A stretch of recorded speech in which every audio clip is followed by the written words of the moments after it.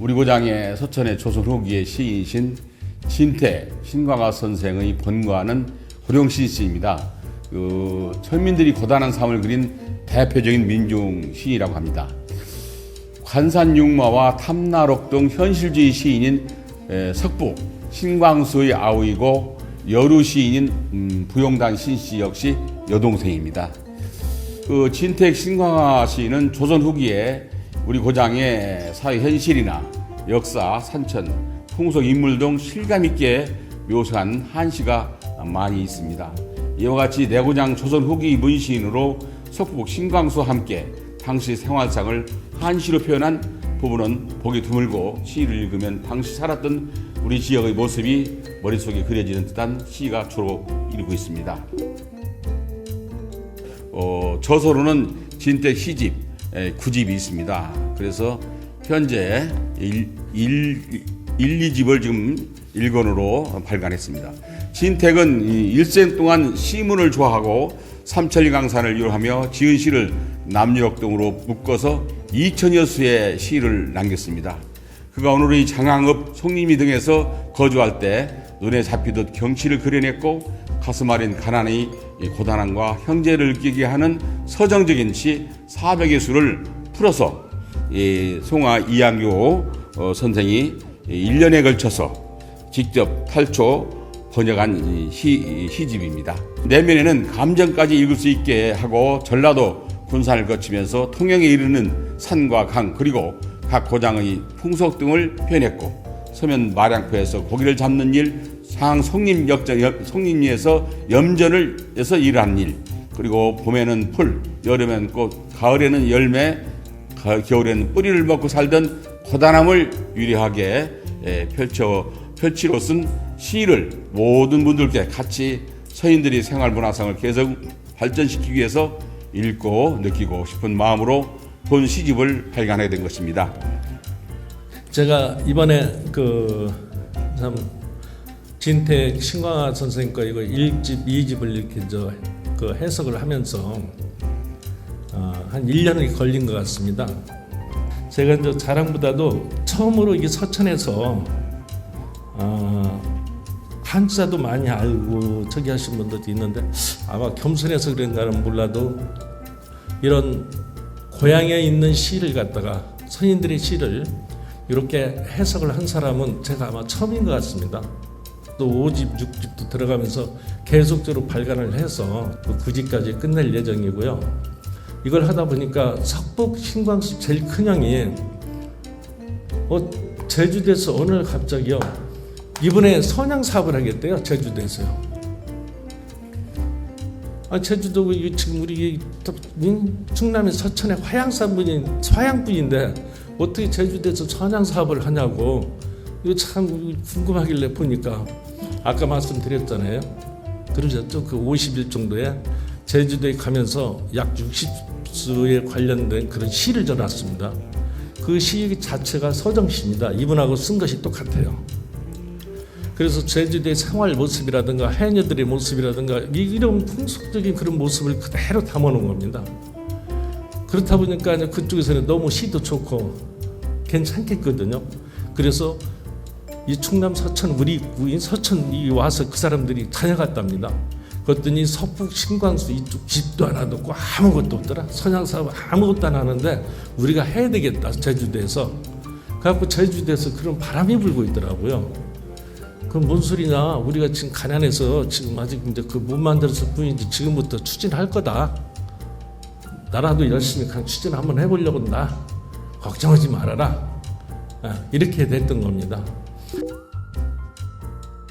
해교 자병 바닷가에 더부살이 하면서 이런저런 일에 읊다.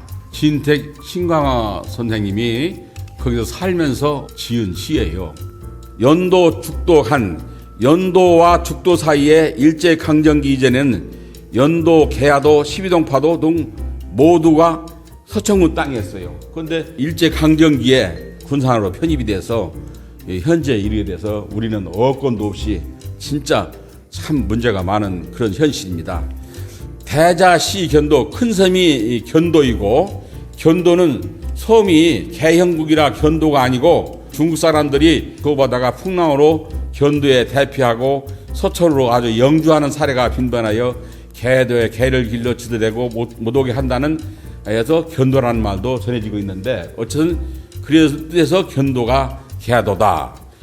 도석호 귀신, 이 섬 풍속은 귀신을 좋아해 현어 상망도 지붕에 물고기를 걸어놓고 상망일에 기원하는 풍습이 있으며 조도 만호진 내 조수가 이르면 비명식 만석 생선이 많이 잡힌다. 지금의 해군 대대장급인 만호가 주들하고 현재 만호 이남비가 장암동 그 화천동 사이에 비가 있습니다. 서천군에는 서명 마량진의 첨사가 주둔 연대장급인 종3품이 근무를 했었고 만호진은 기볼포, 장암진, 손양 등이 진이며 백제 때는 기볼포 전투 승전지, 고려 때는 진포 싸움 승전지이며 현재 장암진선이 일부 복원되어 있습니다. 아까 이제 이색 선생이 그 시 하나 봤잖아요. 그 시를 갖다 하는데 해석이 좀 이상한 것이 하나 있길래 그걸 갖다 들여다 보니까 거기서 단어가 뭐가 나왔냐? 소곡주 이야기가 나와요.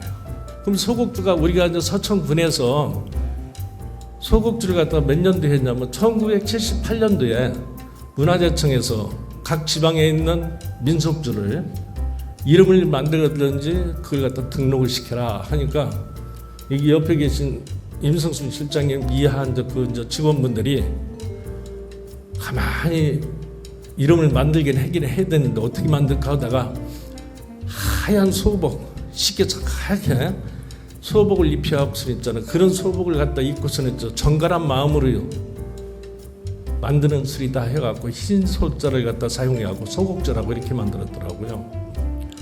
그런데 제가 이제 이색 선생이라는 것은 어떤 사람이냐면 고려 사람이거든요. 근데 고려 사람에서 거기서 소곡주라는 단어가 어떻게 나오냐? 부의라고 나옵니다. 뜰 붙자에다가 개미 의자로 나오더라고요. 그래서 그걸 갖다 단어를 찾아보니까 동동주다 이렇게 나오는 거예요. 근데 동동주가 아닌 이유가 동동주 쌀을 갖다 띄우면 10일 만에 어떻게 됩니까? 그대로 있습니다. 별 그렇게 큰 반응이 불기만 합니다. 그런데 우리 소곡주 하시는 분한테 내가 전화를 했습니다. 소곡주 100일 되면은 그 쌀이 어떤 모양이 됩니까? 하고 물어보니까 그냥 막 둥둥 떠있죠. 하얗게 이렇게 얘기를 하더라고요. 그래서 제가 혹시 개미처럼 이렇게 발이 쌀이 다 갈라져 갖고 개미 발처럼 이렇게 딱 해서 개미처럼 물에 떠 있는 모양입니까? 물어봤더니 그 얘기 들으니까 개미 맞네요. 개미 같네요. 이 얘기를 하는 거예요. 그래서 이 고려시대 때부터 그분이 이제 고향에 와서 부의를 마시고 친구들하고 논했다는 그런 이제 시가 이제 있길래 그걸 또 부의라는 단어를 또 찾아보니까 중국의 조조시대 때 중국의 이제 조조시대 때 거기에 가니까 조조가 시를 졌는데 부의라는 단어가 나옵니다. 또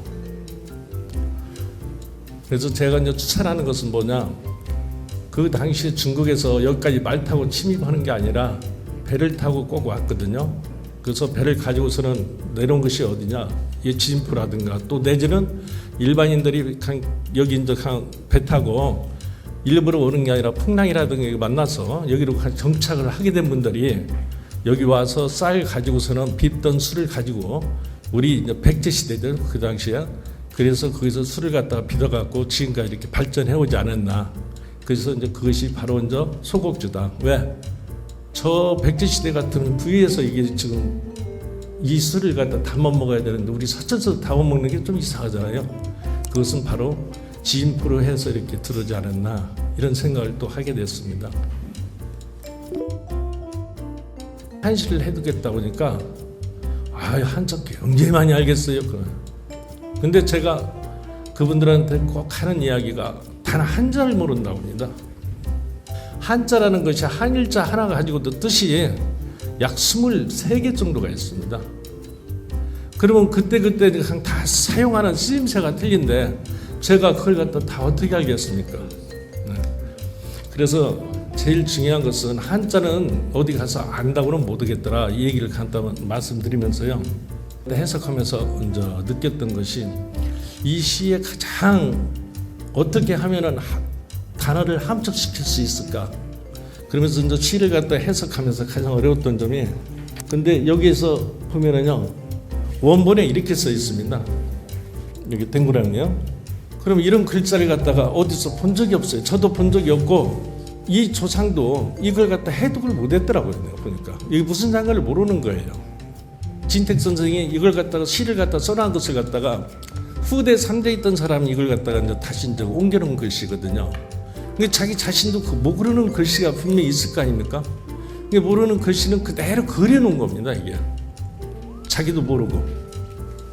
그래서 이렇게 이제 해왔더니 이게 민첩할 민자인데 이것을 제가 이렇게 볼 때 아하 이것은 민첩한 민자가 맞겠구나. 그래서 다시 갖다 이렇게 넣은 것이, 사실은 이 시집에는 여러분들한테 가는 책에는 하나도 없지만 그 안에는 이런 글씨가 엄청나게 많습니다. 이렇게 그분도 잘 몰라서 그려놓은 글씨가 이렇게 많이 있습니다. 되게. 근데 그걸 갖다 몇 개 정도가 있나, 지금 현재 1, 2집에서 약 100개가 넘게 있었습니다. 근데 그걸 갖다 이제 다 찾고 그렇게 해서 이렇게 만들어 놨다 이렇게 말씀드리겠고요. 제가 이거 지금 빨간 글씨 56각, 저 56각이라는 저 글자 하나 때문에, 내자 때문에요, 제가 한 20일도 넘게 고민을 했었습니다. 저게 도대체 무슨 글씨인가? 인터넷을 찾아봐도 없고 아무 데도 없는 겁니다. 처음에는 간단하잖아요. 56개의 글자를 새겼다 이렇게 해석하면 되는데, 그렇게 해석하면은요 하나도 안 맞아요. 그래서 찾고 고민하고 계속적으로 참 잠들 때나 깨어 있을 때나 고민했던 글씨가 이겁니다. 이게. 그런데도 낮인데도 저 중간에 달 떠 있는 날 보셨죠? 그러면 엄청난 밤이 긴 거 아닙니까? 그죠? 왜? 낮인데도 그냥 달이 떠 있는데 얼마나 긴 밤이겠습니까? 그 날짜를 얘기한 겁니다. 이게요. 그래서 저 56각을 갖다 하면서 아마 지금도 인터넷 이런 데 찾아보시면 안 나올 겁니다. 그게요. 그래서 이제 그런 데서 이제 굉장히 시간을 많이 낭비도 했지만 새로운 것을 많이 배웠다 이렇게 말씀드리겠고요. 저 초서의 작품을 보더라도 이 여러분들은 이제 많이 아시겠지만 저는 반절 정도밖에 못 읽었네요. 예, 그 초서는 그 굉장히 그 획풋 가는 길이 정해져 있는데 아주 정확하게 그 길로 가야지 약간만 틀어져도 엉뚱한 자로 이렇게 읽어지고 그렇습니다. 또 특히 이 시집을 이렇게 지금 우리 송하 선생님이 번역을 했는데 이 시 번역도 굉장히 어렵습니다. 왜 그러냐면 그 당시에 아까 우리 저기 선생님 한문 선생님께서도 얘기하셨지만 악자가 나쁠 악자가 오자로도 읽어야 되고 뭐 더럽다 이런 뜻이 아니라 또 나쁘다 뭐 이런 뜻으로도 읽혀지고, 하여튼 그 한문 한자가 여러 가지로 읽혀지기 때문에 이 탈초하는 데는 굉장한 시간과 노력과 그 시상에 들어가서 그 분위기를 봐서 이게 해석을 해야 됩니다. 그렇기 때문에 이 지금 나온 이 번역본은 굉장한 그런 각고의 노력을 기울이지 않았나 아마 그렇게 생각돼요. 쭉 시를 갖다 이렇게 참 해석하면서 어떻게 됐든지 조금씩 시간 날 때마다 계속해서 이렇게 만들어 나간다 이 말씀을 드리고요. 향토 사학자이신 분도 역시 우리 군에다 건의도 하고, 저희들도 역시 공감대를 갖고서나 이 보건 사업을 추진을 건의를 드리는 겁니다. 그 석복 신과 선생의 생가지, 또 제실, 묘역 백비, 문학관 건립, 그래서 내고장 문화유적 발굴 보건 사업의 추진이 되도록 이렇게 군에다도 건의해 드려야 할 것 같습니다.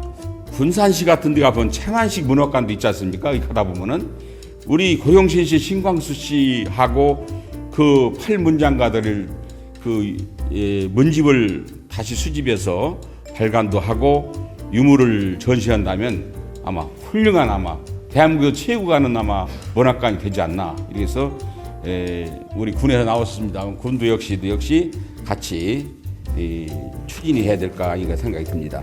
우리 잠자고 있는 서천의 한시를 재조명하는 그런 계기를 마련하게 돼서 문화원으로서도 우리 다 같이 영광으로 생각합니다. 하여튼 우리 문화나 역사를 이렇게 재조명하게 되는 이런 자리에 여러분들이 오셔서 더욱더 빛나고 더욱더 고무주로 생각합니다. 감사합니다.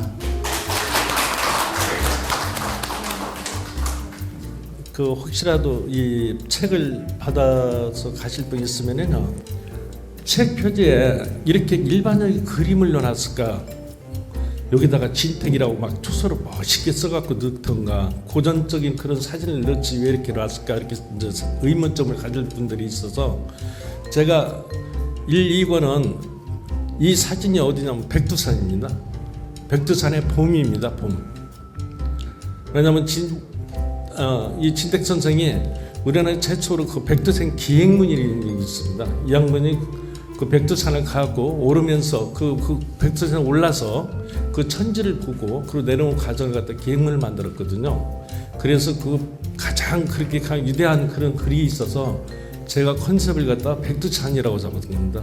그래서 백두산의 봄을 갖다가 1, 2권, 그 3, 4권을 낼 때는 여름, 그리고 또 5, 6권은 가을 이런 식으로 해갖고 겨울, 봄, 여름, 가을, 겨울을 갖다 컨셉을 만들면은 이제 백두산의 이제 그 풍경이겠죠. 그러면 좋을 것 같아서 그렇게 잡았다라는 말씀을 드리고요. 아무쪼록 오늘 하루 이렇게 그냥 꼭 와주시고 참 관심을 보여줘서 감사하다는 말씀 드리고, 오늘 그 진택 선생에 관련돼 갖고 마지막으로 우리 중심지 사업에서 이야기하고 끝나겠습니다.